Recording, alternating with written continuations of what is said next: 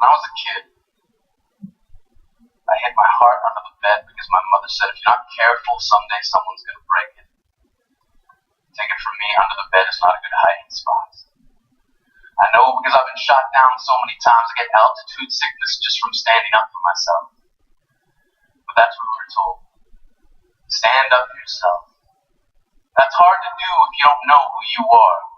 We were expected to define ourselves at such an early age. And if we didn't do it, others did it for us. Geek, fatty, slut, bag.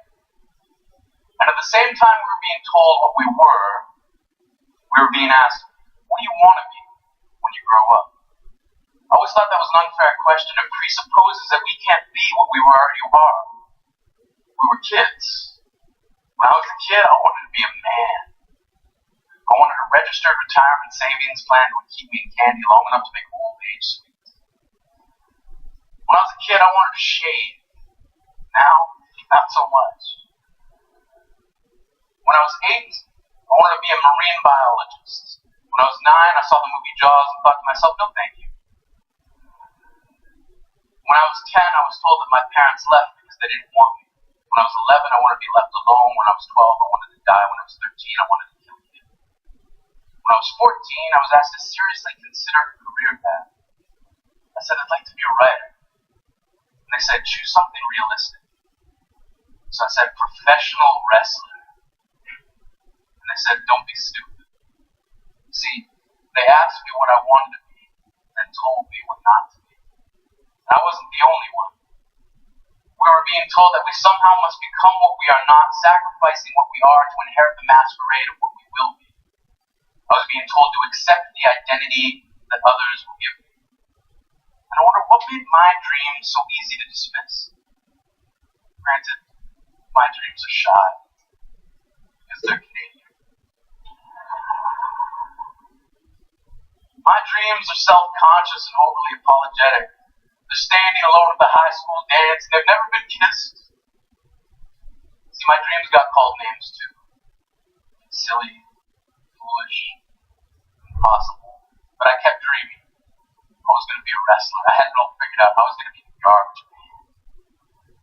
My finishing move was going to be the trash compactor.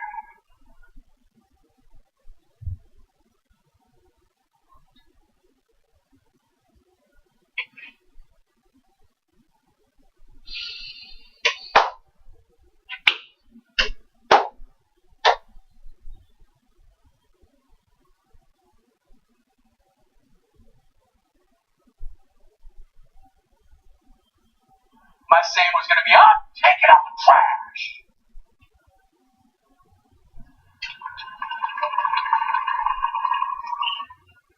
And then this guy, Duke the Dumpster Drosy, stole my entire shtick. I was crushed, as if by a trash compactor. I thought to myself, what now? Where do I turn? Poetry. Like a boomerang, the thing I loved came back to me. One of the first lines of poetry I can remember writing was in response to a world that demanded I hate myself. From age 15 to 18, I hated myself for becoming the thing that I loathed. A bully. When I was 19, I wrote, I will love myself despite the ease with which I lean toward the opposite.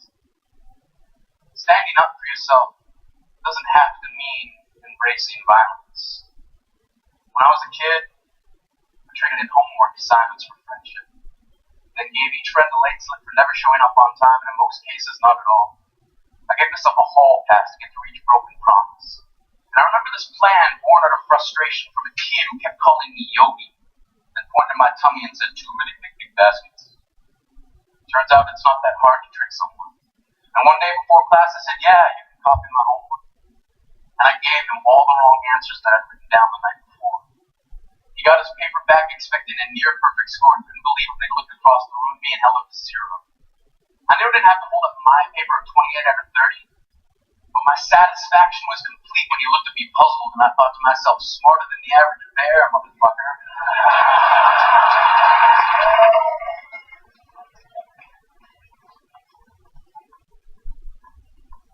This is who I am.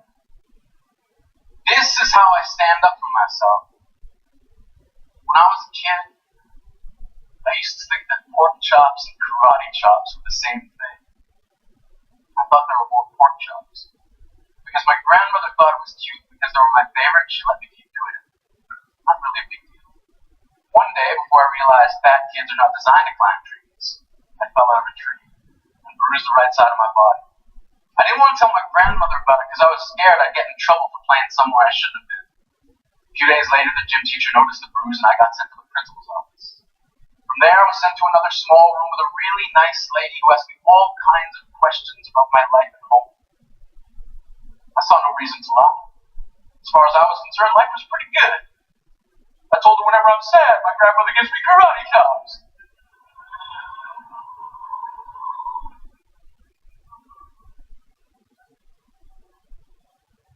This led to a full-scale investigation.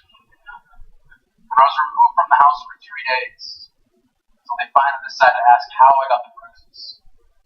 News of this silly little story quickly spread through the school, and I earned my first nickname, Pork Chop. To this day, I hate pork chops. I'm not the only kid who grew up this way. Surrounded by people who used to say that rhyme about sticks and stones. As if broken bones hurt more than the names we got called them all. So we grew up believing no one would ever fall in love with us. That we'd be lonely forever. That we'd never meet someone to make us feel like the sun was something they built for us in their tool shed. So broken heartstrings bled the blues. We tried to empty ourselves so we'd feel nothing. Don't tell me that hurts less than a broken bone. That ingrown life is something surgeons can cut away, that there's no way for it to metastasize. It does. She was 8 years old. Our first day of grade 3 when she got called ugly. We both got moved to the back of class so we'd stop getting bombarded by spitballs.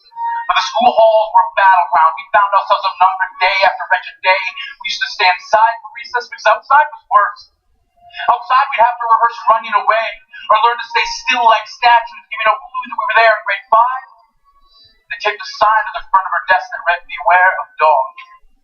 To this day, despite a loving husband, she doesn't think she's beautiful because of a birthmark that takes up less than half her face.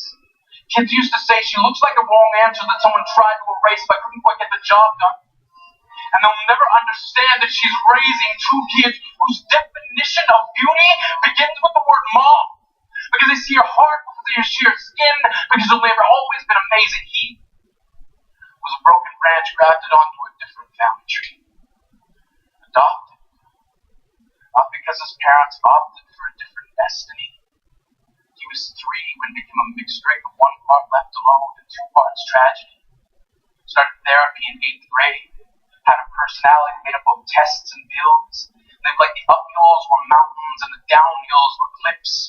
Or a fifth suicidal a tidal wave of antidepressants and an adolescent being called Popper.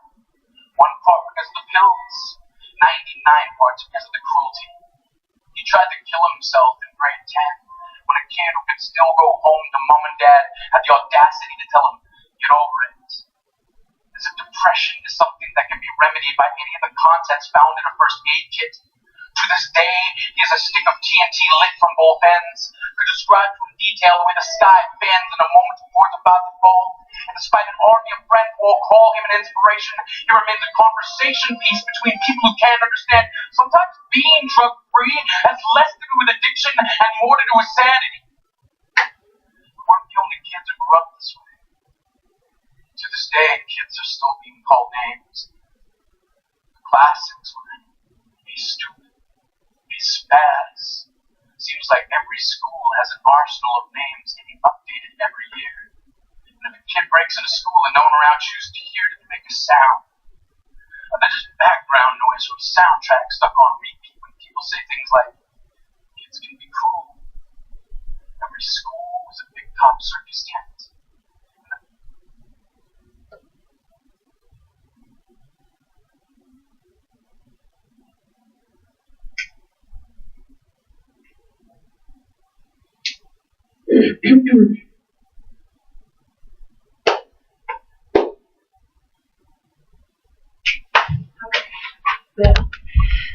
It's Pecking order went from acrobats to lion tamers, from clowns to parties, all of these miles ahead of who we were. We were freaks.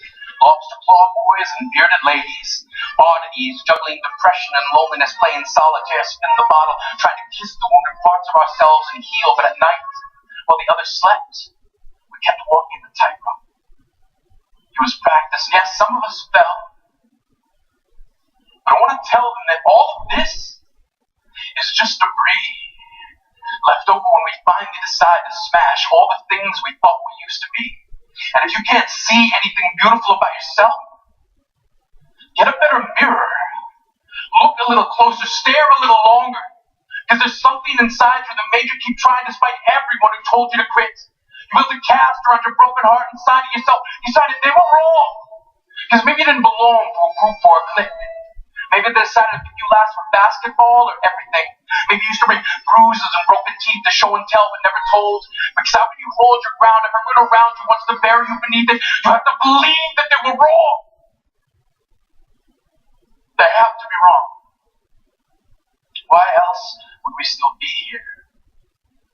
We grew up learning to cheer on the underdog because we see ourselves in that. We stem from a root planted in the belief that we are not what we were called. We are not abandoned cars stalled out and sitting empty on some highway. And if in some way we are, don't worry, we only got out to walk and get gas. We are graduating members from the class of we made it. Not the faded echoes of voices crying out names will never hurt me. Of course, they did.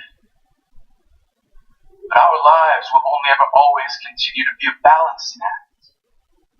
And there's less to